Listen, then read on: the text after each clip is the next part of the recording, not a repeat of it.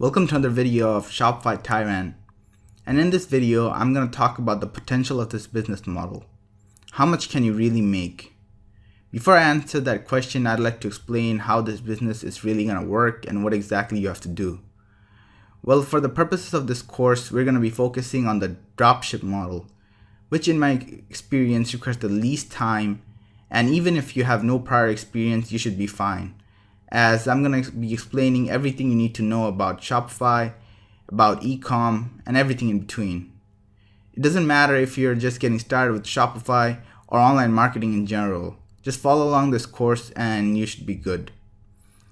And now for the question, how much can you make? Well, you can literally make thousands of dollars every month and scale up as much as you want in multiple niches and have multiple stores for different niches.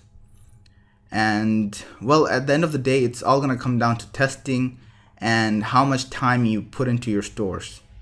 Alright, thank you. That's all for this video. I'll see you in the next video.